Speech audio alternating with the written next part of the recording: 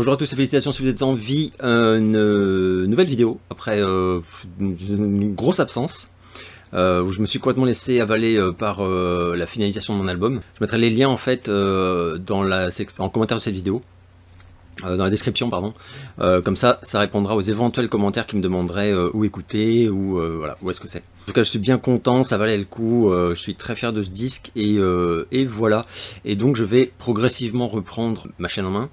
Et j'ai noté 2-3 trucs. Alors j'ai pas pu, je vais pas rattraper tout le retard, puisque évidemment par contre il y a des moments où pour souffler, donc j'ai regardé les trucs, il va sans dire, mais j'en ai pas parlé ou très peu ou très brièvement sur Twitter.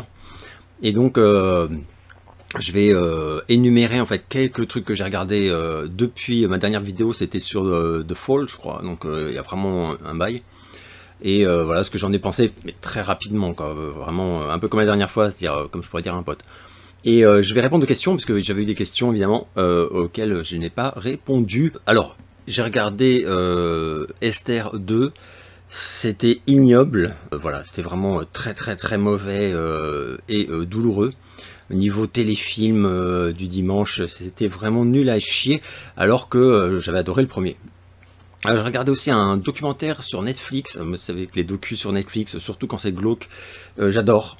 Et là, niveau glauquitude, j'étais vraiment rassasié. Ça s'appelle Jimmy Savile et c'est ignoble. C'est donc en fait l'histoire de ce présentateur vedette anglais qui a été adulé pendant toute sa carrière par vraiment tout le pays, et dont on a découvert tout d'un coup que c'était un pédophile, et puis alors pas qu'un peu quoi. Donc c'est ignoble, c'est vraiment dur à regarder, mais en même temps c'est absolument passionnant et terrifiant. J'ai regardé aussi la mini-série sur les Sex Pistols, donc sur Disney+. Là, très mitigé, j'ai trouvé ça très sympa, j'ai passé un bon moment, quoi. Mais c'est vraiment gentillet, et c'est une vision, celle de Steve Jones, une vision de l'histoire. Donc, une fois que tu le sais, en fait, tu regardes et franchement, c'est cool, les acteurs sont assez vraiment bons, etc. Mais c'est pas suffisant, en fait, je sais pas comment dire. Je crois que Tommy en avait parlé un peu dans sa vidéo. Donc, mais bon, j'ai quand même bien aimé, mais on peut pas regarder ça et se dire ok, maintenant je sais tout sur l'histoire des Sex Pistols. Tu sais la réinterprétation quand on fait Steve Jones, et en version quand même Disney+, c'est un peu trash par moment, mais pas voilà, ça va pas très loin. J'ai regardé aussi The Girl from Plainville, c'est une mini-série sur Prime Video, inspirée d'une histoire vraie assez atroce, et que j'ai beaucoup aimé. La fin m'a un peu déçu, mais bon, faut vraiment faire la fine bouche. En gros, c'est l'histoire d'un ado qu'on retrouve suicidé dans sa voiture, et on va très vite soupçonner en fait sa copine de l'avoir poussé au suicide, et notamment à travers des textos, et c'est vraiment ignoble. J'ai beaucoup aimé, c'est très bien. J'ai regardé Pinocchio, c'était atroce, je sais plus qui a aimé autour de moi. Moi j'ai passé un sale moment, mais vraiment un sale moment, voilà, je sais plus combien de temps dure le film, mais ressenti 4 heures. Enfin c'était ignoble, je n'ai rien aimé, mais rien. Donc j'attends la version de Guillermo del Toro avec grande impatience, voilà, mais c'est celle-là, j'ai trouvé ça vraiment, c'est pas possible. Alors sinon j'ai regardé également Athéna, alors je vais pas trop m'étendre dessus, j'avais pas mal d'espoir, parce que le pitch, tout, enfin vraiment, je suis parti bien en fait. Et j'ai souffert. Déjà que ça se met à brailler et gorgorithme, enfin, et c'est comme ça en fait tout le long du film, avec en plus à la toute fin. Donc en fait enfin c'est un côté pathétique quoi. J'ai pas trouvé que c'était très respectueux en fait du sujet. Mais bon, c'est mon opinion quoi. Et à la toute fin, je vais pas spoiler quoi, mais la toute fin te confirme qu'en fait, ouais, c'est tous des teubés en fait, ils réfléchissent pas, et en fait c'est des gros sauvages. Enfin, j'ai pas trop été fan du truc. J'ai trouvé que c'était absolument pas subtil et absolument pas. Enfin, j'y ai pas vu ce que les gens qui ont aimé ont vu. Non, c'est pas grave, hein. Mais voilà. Du coup, j'ai pas du tout aimé. J'ai pas trouvé les personnages attachants. Enfin, du coup, j'étais même pas pris dans l'action. Enfin, bref. Alors, ensuite, j'ai regardé Speak No Evil, donc film d'horreur. Assez cool, même très cool, même vraiment très bon, qui traite un sujet assez intéressant, c'est les gens qui sont faibles socialement dans le relationnel en fait. C'est-à-dire par exemple les gens qui ne savent pas dire non dès qu'en face ça monte le ton, ou que ça insiste un peu, ou emprunte des biais voilà, un peu subtils pour les manipuler. Et ça peut aller très très loin, on a tous connu des gens comme ça. Et là, c'est donc un film d'horreur, hein, mais horreur psychologique, enfin, même si sur la fin, pas que. Et c'est vrai qu'il y a un moment où on se dit, quoi, humainement, c'est exagéré, personne ne se laisserait faire, personne ne serait assez fragile, quoi, dans sa tête pour céder à ce point-là, etc. Mais en fait, si, bien sûr que si, malheureusement. Si, si. Donc, très bon film, en fait, très bon petit film. Et voilà, à la toute fin, c'est vraiment flippose, parce que là, honnêtement, quand toi, tu n'es pas comme ça, voilà, ben, on a tous un peu de vécu, on sait si on se reconnaît un peu dans ce couple. C'est l'histoire d'un couple et de leur enfant, ou pas du tout. Et moi par exemple pas du tout, c'est pas enfin voilà, dans la vie quand j'ai eu des situations qui ont commencé à être toxiques pour moi, etc., c'est pas du tout mon comportement de courber les chines, etc. Mais on a tous connu des gens comme ça, et quand tu n'es pas comme ça, regarder ce film c'est doublement douloureux, quoi. C'est vraiment voilà, très très bien, les acteurs sont excellents, j'ai beaucoup aimé. J'ai regardé Bullet Train, alors je vous fais des trucs qui sont sortis il y a 1000 ans, mais voilà, hein, c'est pour remettre les compteurs un peu à zéro. Bullet Train avec Brad Pitt, j'étais allé un peu reculons parce que sur le papier ça a tout pour me déplaire, enfin pas me déplaire mais me saouler en fait, et j'ai énormément aimé, à ma grande surprise. J'ai passé un super bon moment, je trouvais que c'était drôle, alors que je pensais que ça allait pas me faire marrer par exemple. Quand j'ai vu la bande-annonce je me suis dit, je suis pas certain que je vais kiffer l'humour et tout, quoi. Et ben si, en fait, une fois que tu comprends, enfin que tu rentres dedans, c'est génial. J'ai vraiment beaucoup aimé ce film, je trouvais un charme énorme, et voilà, donc très bon. Mais vraiment le gros coup de cœur que j'ai eu depuis que je vous ai parlé sur la chaîne, c'est évidemment, pour ceux qui me connaissent ne seront pas surpris, la mini-série sur Jeffrey Dahmer, que j'ai trouvé remarquable, mais remarquable. Et alors que j'avais des craintes, notamment après avoir vu le premier épisode, où j'avais le pressentiment qu'on allait tenter une forme de, comment dire, pas d'empathie, mais enfin je sentais poindre un peu le danger de se dire quand même le pauvre et tout, voilà, on n'est pas du tout, et c'est vrai, hein, on n'est pas du tout par exemple, pour ceux qui se sont un peu passionnés au tueur en série, ce qui est mon cas, on n'est pas du tout dans un cas similaire par exemple à celui de Ted Bundy, c'est-à-dire de quelqu'un qui allait très bien, qui est très intelligent, et qui est juste très mal intentionné, on va dire.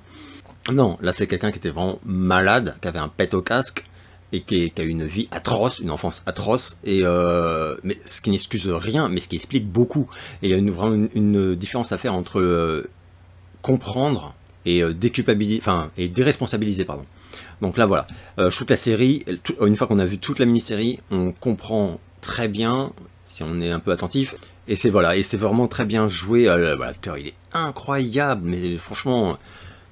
Oscar, quoi, enfin Oscar, si on donnait les Oscars à des acteurs qui jouent dans des mini-séries sur Netflix, mais je ne pense pas que ça arrive. Et en tout cas, enfin je ne crois pas, je suis pas au courant. Voilà, donc j'ai adoré cette mini-série, j'ai trouvé qu'elle était très juste, et voilà, alors, je conseille vivement de regarder le docu Netflix, qui est sorti juste après. Comment ça s'appelle? Ils avaient fait la même chose avec John Wayne Gacy il y a quelques semaines ou mois. Donc c'est les comptes rendus des entretiens qui ont eu lieu avec Jeffrey Dahmer, donc le vrai, hein, ce coup-ci, et c'est terrible à regarder. C'est 3 épisodes d'1 heure, mais alors vraiment c'est obligatoire de le regarder, enfin ça vous intéresse, parce que bah on a des témoignages de gens qui l'ont côtoyé, voilà, une fois qu'il a été arrêté, et on l'entend lui s'exprimer. Alors bon, moi j'avais déjà regardé pas mal de trucs, mais c'est vraiment super intéressant et assez glaçant de voir aussi sa capacité à lui de s'auto-analyser. Et c'est là où on voit, enfin je sais que c'est très rassurant de se dire, vu qu'il a commis des atrocités, c'est ou un fou, ou un crétin, ou voilà, ou un sale con. Évidemment, bon, donc dès qu'on creuse et qu'on écoute un peu, on constate que voilà, c'est absolument pas son cas à lui, c'est compliqué, c'est vraiment compliqué.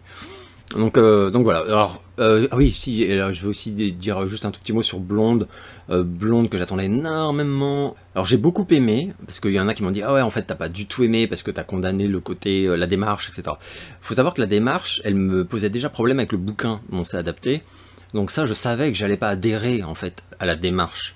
Mais c'est pas lié à Marilyn, c'est lié à toute personnalité. C'est-à-dire que c'est comme si on faisait un film sur la vie d'Elvis ou de Michael Jackson, ou de, enfin, prenez vraiment une célébrité énorme qui est devenue une icône planétaire, donc comme Marilyn, et que on se permette, en fait, mais oui, c'est la liberté de la création, quoi, de jouer avec cet être qui a réellement vécu, réellement souffert, réellement voilà, et en modifiant des trucs. Donc c'est comme si, par exemple, on faisait un biopic sur Elvis, et puis à un moment, on prétend que, je sais pas, il a passé à tabac des gosses, ou qu'il a tué quelqu'un, ou que et qu'on dise ouais non mais c'est faux par contre, mais tout le reste c'est vrai, etc.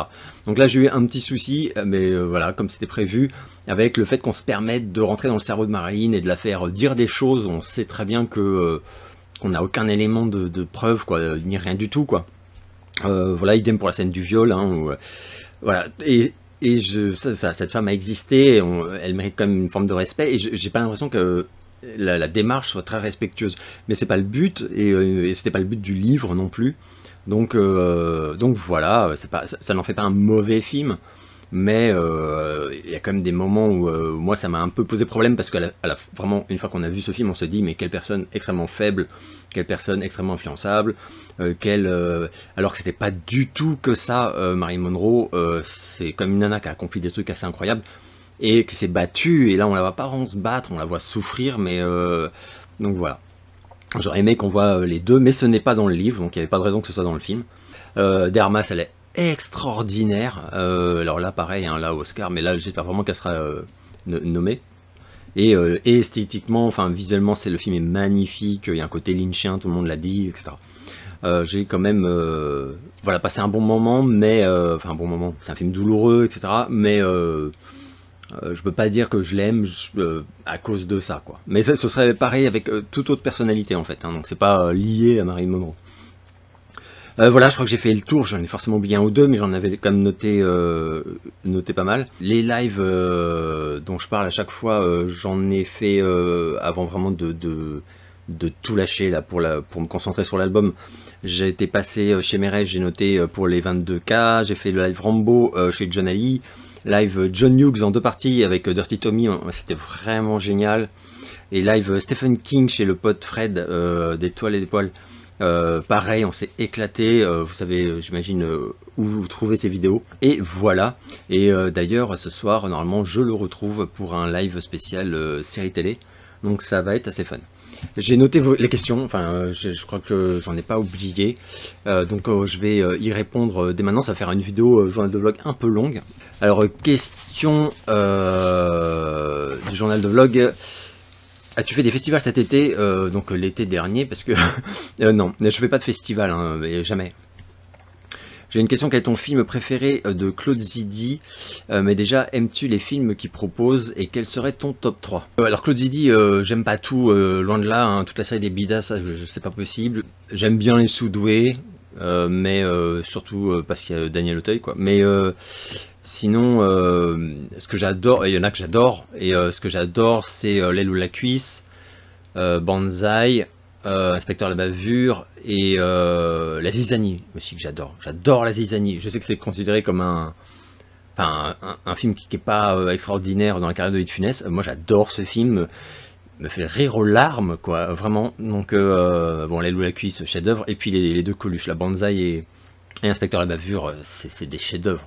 Donc ouais, mais vraiment je les adore. Donc oui, j'aime beaucoup Claude Zidi, même si voilà, il y en a quand même, enfin c'est une grosse filmo, et il y en a pas mal qui me passent à côté, quoi. Donc voilà. En pop française, que penses-tu de William Scheller? Connais-tu sa petite influence sur les débuts de la scène New Wave française également?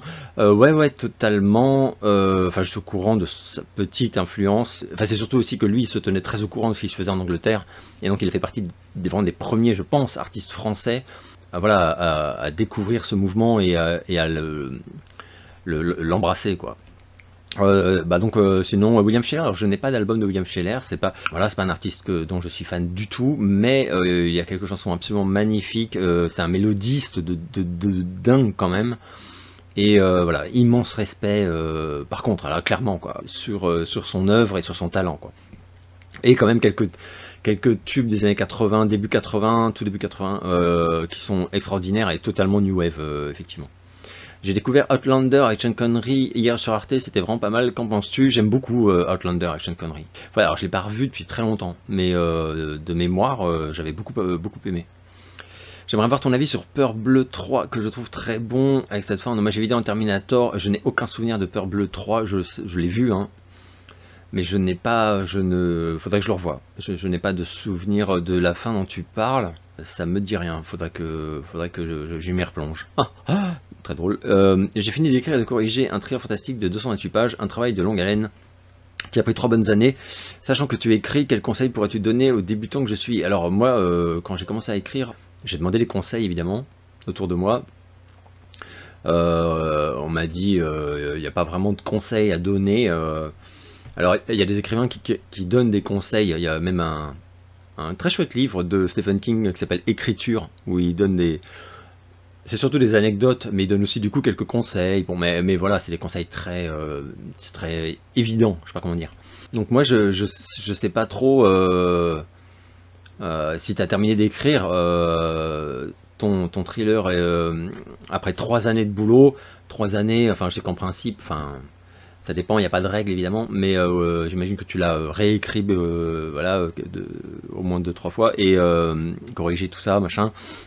J'ai pas grand chose comme conseil à donner, d'autant que le milieu de l'édition en France a pas mal évolué depuis. Moi j'ai quand même arrêté d'écrire, des romans, des nouvelles, des choses comme ça, depuis une vingtaine d'années. Voilà, depuis que je fais vraiment de la musique par exemple, j'écris les textes de mes chansons et ça me suffit en fait, voilà, c'est comme des poèmes. Donc en fait, par ailleurs, j'avais commencé à écrire quelques romans, mais ils sont inachevés. Et j'ai écrit quelques nouvelles que j'aime bien, mais que j'ai pas, voilà, j'ai fait aucun effort à ce jour hein, pour les diffuser où que ce soit. Et à l'époque où j'ai été publié, c'était vraiment il y a longtemps, quoi. J'avais entre 25 et 35 ans. Voilà, j'en ai 50, donc c'était vraiment un autre milieu, enfin un autre milieu. C'était différent d'aujourd'hui, quoi. Donc je suis pas forcément le meilleur, le mieux placé pour donner des conseils. Après, en termes d'écriture, je suis pas certain que tu aies besoin de conseils en fait. Si tu me dis que ça fait déjà 3 piges que tu bosses. Après, il y a plein de questions qui se posent. Hein. Est-ce que c'est ton premier roman achevé? Voilà, depuis combien de temps tu écris? Quel est ton but? Enfin, voilà. Que penses-tu de l'acteur Roy Scheider? Alors, je l'adore. Je trouve qu'il a un charisme de dingue. J'adore ce type. Quelles sont tes attentes en film et série pour la fin de l'année? Alors en série, celle avec Stallone, hein, la mini-série qui arrive là bientôt. Tulsa King là, et je suis très impatient, je le sens bien, donc j'espère que je serai pas déçu, sachant que le film là avec Sly, il m'a vraiment, ça n'a pas été Samaritan là, moi je veux même plus y repenser en fait. Donc voilà. Après en film, je sais pas trop. Des surprises. J'attends en fait quelques surprises. Je réalise que la plupart des films qui m'ont, à part Top Gun, qui m'ont vraiment scotché cette année, c'est des films que j'ai pas vraiment vu venir. J'attendais pas particulièrement. Donc je me dis peut-être un film auquel je ne pense pas et qui va me cueillir d'un coup d'ici le nouvel an. Alors un docu assez intéressant nommé I Knew It Was You. Sur l'acteur John Cazale, 5 films, 5 chefs-d'œuvre, est disponible sur YouTube, touchant.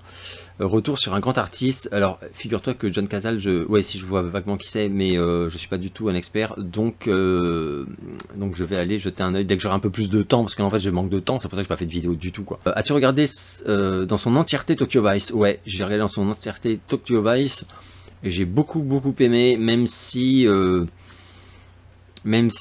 les derniers épisodes, les 2 derniers, bon, j'étais, voilà, j'ai bien aimé, mais ça démarre tellement fort, faut dire quoi. Mais c'est super, c'est quand même, c'est excellent. D'autant que c'est quand même inspiré d'une histoire vraie, et c'est assez hallucinant quoi. Monsieur Jules Melon ayant chroniqué ce film récemment, reco sur le film français à plein temps, je ne vois même pas... Ah si, j'ai vu sa chronique là-dessus. Ouais, mais je suis pas certain que ça me parle moi. Mais bon, si j'ai du temps.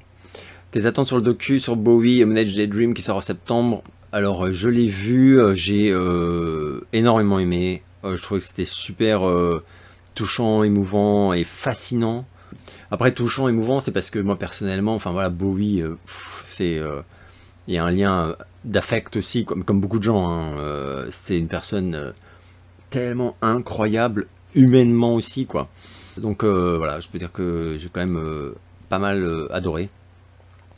Recommandation I Know This Much Is True avec Mark Ruffalo, passionnante parabole sur l'Amérique d'aujourd'hui. Il faudra que, écoute, j'avais noté tous ces trucs là parce que dès que je vais récupérer un peu de temps, mais je n'ai pas vu, tu vois. Un avis, Chris Isaak, ses débuts de Blue Hotel, Wicked Game, et cet univers qui te parle. Est-ce un univers qui te parle? Chris Isaak, non, pas du tout. Enfin, pas du tout. Le mec me parle pas trop, il traîne quand même beaucoup de casseroles, c'est pas un type génial humainement visiblement, mais qu'importe, enfin c'est pas, voilà. Après j'ai aucun disque, c'est pas le côté, son univers musical ne me parle pas vraiment. Voilà, par exemple j'ai jamais aimé Blue Hotel, tout ça, enfin je suis pas fan en fait. Mais il a un univers, voilà, qui est, comment dire, qui est très balisé, quoi. Donc respect, ne serait-ce que pour ça. Que penses-tu de Meg, le film donc? Ah ok, ouais, 3 questions d'affilée. Alors Meg, j'ai détesté le film, puisque ceux qui me suivent un petit peu savent que j'ai tous les romans. C'est une série de romans à la base, mais il y en a beaucoup, hein, genre 7 ou 8, et qui sont des best-sellers aux États-Unis, hein, et qui sont pas drôles du tout. C'est des romans plutôt flippants. Enfin, il y a beaucoup d'action, mais c'est quand même, on est dans l'horreur très régulièrement. Donc on est beaucoup plus proche des Dents de la Mer que de, je sais pas quel autre truc, enfin que de par exemple de ce que Meg est devenu au cinéma. Donc quand j'avais appris que il y avait un film qui était en préparation, j'étais tout fou parce que si c'était respectueux du roman, ça allait être terrifiant.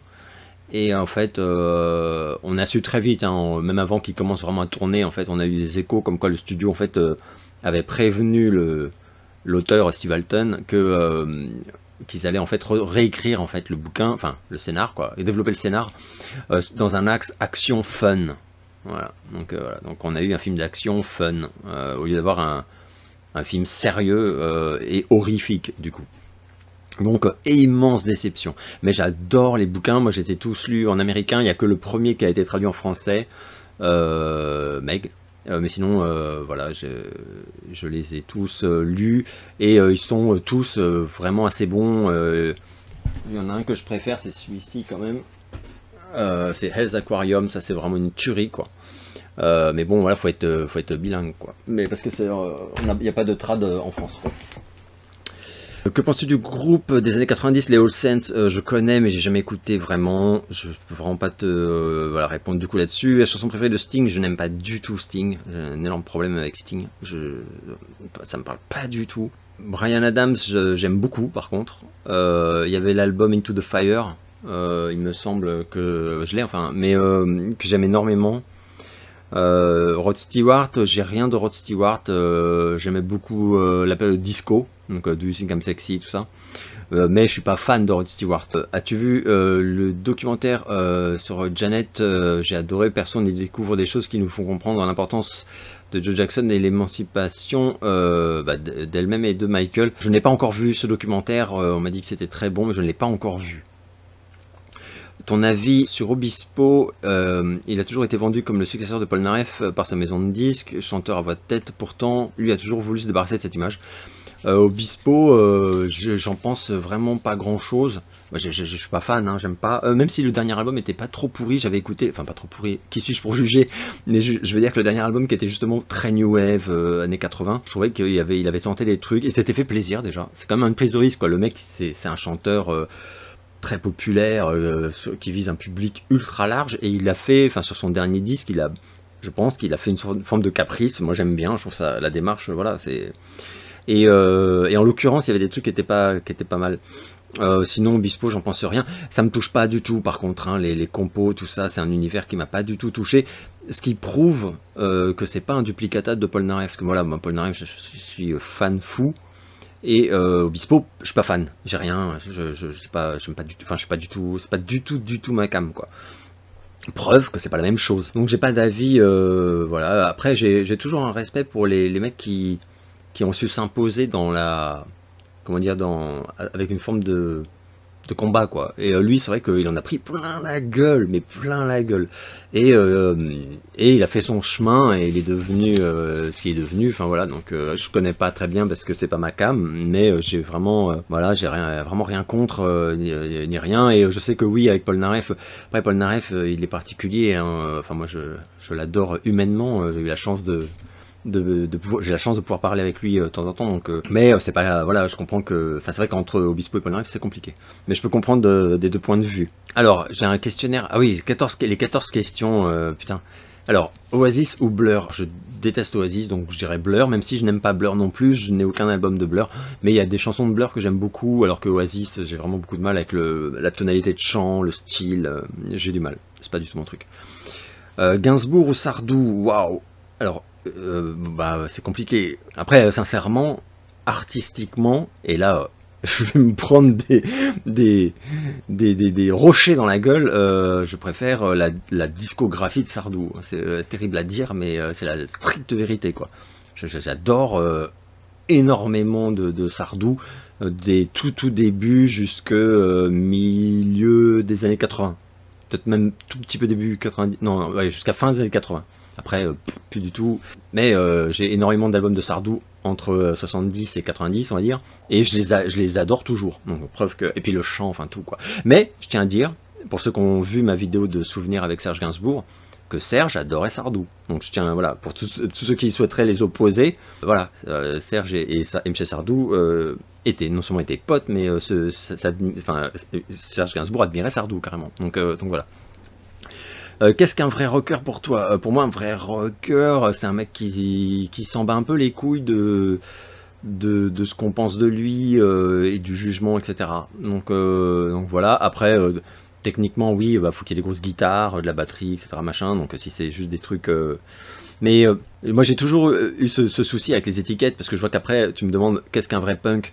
Et ça me rappellera toujours quand j'étais ado, fou de musique, et que donc toutes les semaines, dès que j'avais un peu d'argent, j'allais m'acheter des disques, mais tout le temps, c'était vraiment ma drogue quoi. Et où un jour j'avais commencé à tiquer sur les rayons, alors maintenant qu'il n'y a plus de disques, plus de disquaires à part Gilbert Joseph à Paris, et encore, ça existe plus, mais enfin quoique, mais il y avait un moment où je me disais mais je comprends pas le système des étiquettes en fait, et j'étais allé voir un vendeur de la Fnac et je lui avais dit comment ça se fait comment ça se fait que des artistes comme ZZ Top ou Billy Idol, ils sont en variété internationale. Aujourd'hui, ils diraient pop international, ou je sais plus comment ils font maintenant. Alors que en hard rock, on a Bon Jovi, Def Leppard, et qui sont concrètement beaucoup moins hard rock que Billy Idol ou ZZ Top, quoi. Et le mec se marrait, il m'avait dit ouais tiens c'est vrai, t'as raison. Mais après il avait dit c'est les maisons de disques qui nous les imposent comme ça, enfin c'est qu'on les met au rayon où ils sont comment dire vendus, enfin mais vendus au sens promotionnel. Mais donc voilà, donc je sais pas, voilà, on pourrait dire qu'un tel est par exemple, je pense qu'il y a des vrais rockers qui ne font pas du rock. Il y a dans le rap, il y en a beaucoup de rappeurs qui franchement sont dans leur attitude, mais ils ont tous les codes du rock, quoi, du rocker en fait, je pourrais dire. Et voilà, et punk c'est un peu pareil parce que finalement, et puis quand on voit ce que c'est devenu assez vite, ça fait réfléchir. Quelle émotion et couleur serait l'année 86 pour toi? Je sais pas, je saurais pas répondre à. C'est trop abstrait comme question. Enfin, c'est trop arty quoi. Je sais pas quoi dire. Émotion, 86 c'était une année de folie, mais de folie quoi, à tous les niveaux, dès qu'on touche à la musique ou au cinéma. Et donc c'était une année un peu d'euphorie. Après à titre personnel c'était une année aussi très intense sur plein de niveaux, très négatifs et très positifs, mais voilà. Donc j'aurais du mal à dire une émotion, et alors couleur, je suis nul pour ces trucs là. Quels sont tes albums préférés de Gainsbourg? Love on the Beat, très clairement, pour plein de raisons, parce que il sortait à une période particulière où Serge était vraiment important pour moi, et j'adore. Donc en fait je dirais Love on the Beat et You're Under Arrest. Voilà, mais donc je sais que c'est pas, ils sont pas perçus comme ses meilleurs albums, hein, je le sais, mais ce sont mes préférés. Donc, tu préfères être le présentateur de l'école des fans du JT de 20h, de Sacrée Soirée, de Tournée Manège ou du Téléchat? Waouh, non mais c'est horrible, rien. Je préfère... bah, faut jouer le jeu. Bah, je dirais l'école des fans parce que ça me ferait marrer d'entendre tous les gamins qui chantent faux, tout, et puis qui disent... sans s'en rendre compte que leur mère est cocu. Enfin bon, c'était... Team Evil Woman de Hilo, Team Goodbye Stranger de Supertramp, Team Video Kill de Radio Stars de Buggers, ou Team There Must Be an Angel de Eurythmics. Alors... Goodbye Stranger de Supertramp, et je m'étonne de le dire, hein, parce que Supertramp, je suis pas du tout fan de la disco globale, mais Supertramp c'est un peu comme ABBA, c'est-à-dire que c'est les mélodies, mais des mélodies de génie. Moi je suis un obsédé des mélodies, et à un moment, quel que soit le style musical, à quelques exceptions près, si tu ponds des mélodies que moi j'estime fabuleuses, quoi, ça va me parler, quoi, ça va me parler, quoi. Donc, et Supertramp, moi c'est un pote, quand j'étais ado, enfin fin d'ado, qui était fan de Supertramp, et moi c'était tout ce que je détestais, j'étais dans le heavy metal, Supertramp quoi. Et en fait il me faisait écouter de temps en temps quand même, parce que quand on était chez lui, bah du coup il mettait en fond sonore et tout, et il y avait enfin j'entendais sans arrêt des chansons extraordinaires, donc à un moment j'ai dit non mais en fait j'avoue c'est génial quoi. Et voilà, après j'adore Video Kill de Radio Stars, des Buggers, mais je connais rien d'autre des Buggers, et sauf erreur c'est le groupe d'un tube, donc bon, alors Supertramp c'est le groupe de 1000 tubes quoi. Et le reste c'est pas trop ma cam, y compris Eurythmics, hein, étrangement j'ai jamais adoré Sweet Dreams, j'aime bien, mais bon, j'adore la version de Marilyn Manson par contre évidemment, mais la chanson que j'adore de Eurythmics, et que j'ai d'ailleurs en maxi vinyle et en maxi CD, etc., parce que j'adorais les extended remix, etc., c'est Sex Crimes, donc là, pour le film 1984.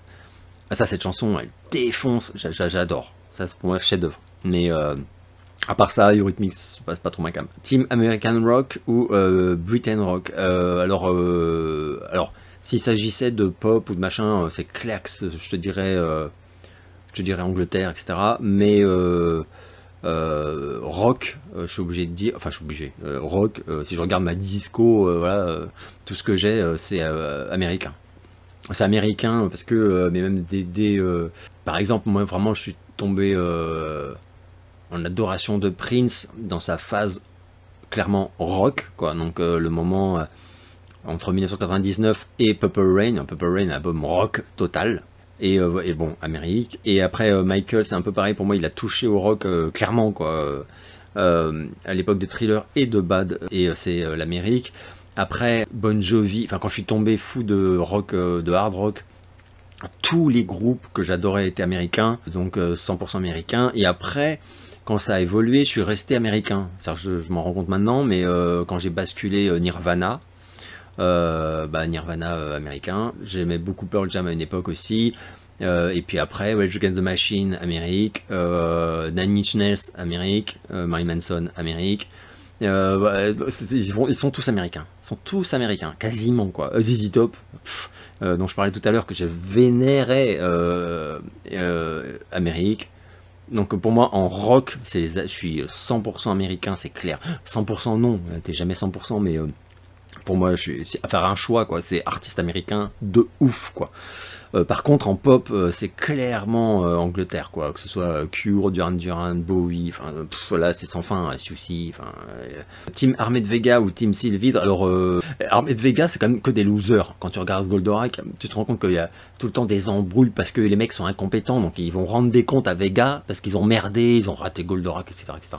Les Sylvidres, elles sont un peu plus fascinantes parce que alors elles se prennent aussi des échecs évidemment face à Albator, mais il y a un côté plus menaçant, plus fourbe, plus je sais pas comment dire, sinueux, enfin donc je pense que c'est moins la honte de dire que t'es Team Sylvidre que Team Vega, parce que Team Vega t'es vraiment un branleur quoi, voilà. Team George Williams ou Team Vladimir Cosma. Ah ouais, George Williams. Grosse question de Vislar, tu précises, mais oui, non, George Williams, c'est clair. Que penses-tu de la soundtrack de La Soupe aux choux de Raymond Lefebvre? Pour moi, c'est de très haut niveau. Si tu dis que c'est de la merde, je vais me tuer en mangeant le pot de Goldorak en petit suisse. Non, c'est pas de la merde. La musique de La Soupe aux choux, elle est magnifique. Je dis ça vraiment, enfin, elle est magnifique. C'est pas un truc que j'écouterai chez moi, évidemment. Mais dans le film, elle a un rôle hyper important. En plus, elle a un côté, enfin, de mémoire. Hein. La Soupe aux choux, c'est pas c'est pas le film avec De Funès que je préfère, très loin de là, mais il a un côté triste et un regard assez dur sur la vieillesse et tout. Enfin, moi je me souviens que quand je l'avais vu gamin, il m'avait plus rendu triste que fait rire, par exemple. Voilà. L'extraterrestre, tout ça, il me faisait moyennement rire, il me faisait sourire, on va dire, avec ces trucs, ses mimiques et tout, quoi. Mais De Funès, lui, il me faisait vraiment super de la peine avec sa fille, enfin, avec sa fille, pardon, c'est pas sa fille, justement, mais quand elle revient, ça pourrait être sa fille, et voire même sa petite fille, et je trouvais ça super émouvant, mais horrible, en fait, horrible. Donc, sur la vieillesse, et la mort, tout ça. Donc voilà, et la musique est super bien écrit, enfin, elle accompagne super bien. Donc, qu'est-ce que j'en pense? C'est une immense soundtrack. Il n'y a pas de débat, je pense, là-dessus. Et c'était la dernière question. Je n'ai aucune idée du combien de temps ça va durer. Au montage, enfin, je vais faire le moins de montage possible. L'autre jour, il y a un mec qui m'a dit, ouais, c'est chiant quand tu fais tes montages saccadés là. Où tu coupes toutes tes respirations et tout tes et ça fait 2-3 personnes qui me disent on préférerait que tu laisses tes pauses et tes hésitations et tes plutôt que ce côté assuré, etc. Donc je vais voir, je vais peut-être essayer de moins en faire sur cette vidéo. Je le fais pas par passion, hein, parce que c'est super chiant à faire comme découpage, mais parce que c'est vrai que je me dis que ça doit être relou à regarder trop de pauses. Après c'est vrai que je réfléchis et que moi quand je regarde les youtubeurs qui laissent leur respiration, leur temps, par exemple comme Merech, tout ça, bah, je préfère en fait que quelqu'un qui vraiment coupe tout le temps pour qu'il n'y ait aucun temps mort. Ça, des fois c'est un peu trop rapide. J'ai pas l'impression que moi je suis à ce niveau-là de hachage, mais voilà. Après j'ai eu 2-3 messages sur 4000 je sais pas combien d'abonnés et 2000 vues, je suis à peu près à 2000 vues à peu près par vidéo avec le temps. Donc bon, c'est rien, mais c'est pas parce que c'est juste quelques personnes qu'il faut pas écouter. Donc voilà, donc je vais essayer peut-être de faire moins de coupage. Donc voilà, ce sera tout pour ce journal de vlog remise un peu à l'heure, et j'espère que vous allez bien. Je vous donne rendez-vous très bientôt pour une nouvelle vidéo.